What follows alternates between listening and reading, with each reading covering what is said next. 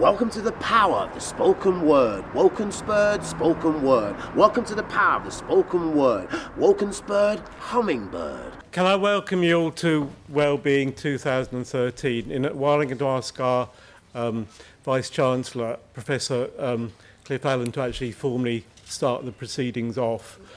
This year's Wellbeing Conference is very much continuing this broader exploration of aspects of well-being that are essentially non-medical, non-clinical, and in particular focusing on how the professions, practitioners, communities, individuals are reacting to the well-being agenda.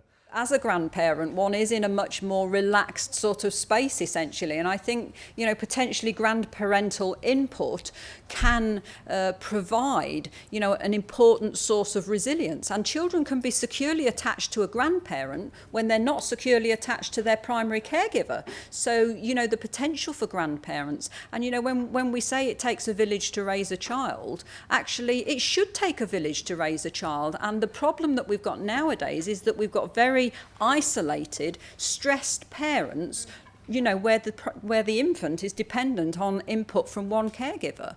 And actually, if that infant was being raised by a bigger community of individuals, his or her resilience would be considerably greater. Hi, I'm Andrew Young from Birmingham University. I've been at this conference giving my presentation in one of the papers and also with a poster here today. I've really enjoyed coming to the conference, which is so diverse, not just in terms of the different disciplines and fields, but in terms of where people's coming from. And it's really been interesting to sort of hear just the diverse range of opinions and viewpoints on so many different issues.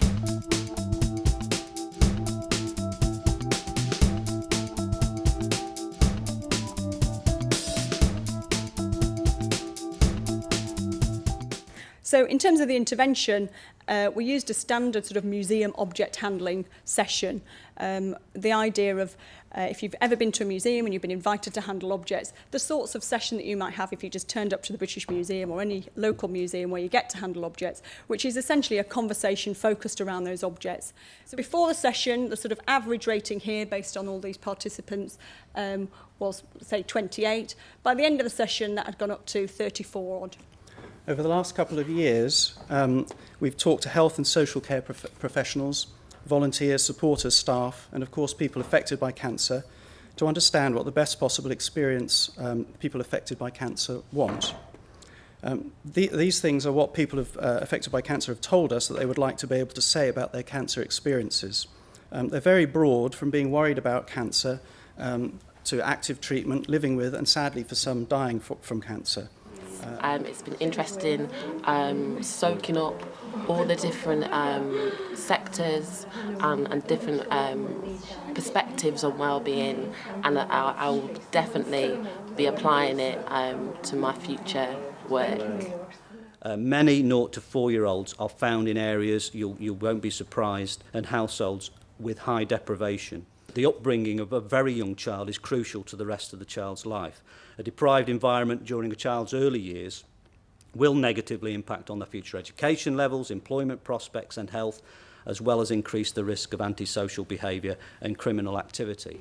As a designer and creating technologies, we very often hide behind the designs that we make. We hide behind technology because it's so clever, it can do these amazing things. And when I started working with Dilys, what I found was that there's nowhere to hide. When you work in the way that Dilys does, it's about the breath and about the rhythm, and you can't hide behind anything because the person that you're working with is the point, actually. The touch workshop with Dilys yesterday was particularly good. It was entertaining, and as well it was relaxing, and it was good to experience what she does in her workshops with the autistic children and also with executives and stuff. It was interesting to experience. For our health and well-being, the connection with the natural environment is far greater than we think, and actually physical inactivity fits into it because you have to actually go in there to experience it. It creates this positive experience, connection with the natural environment, of which children were starting to lose. And actually the evidence shows if you don't get a child connected by the age of 12, they will not understand what the benefits are and the well-being you get from connection to the natural environment.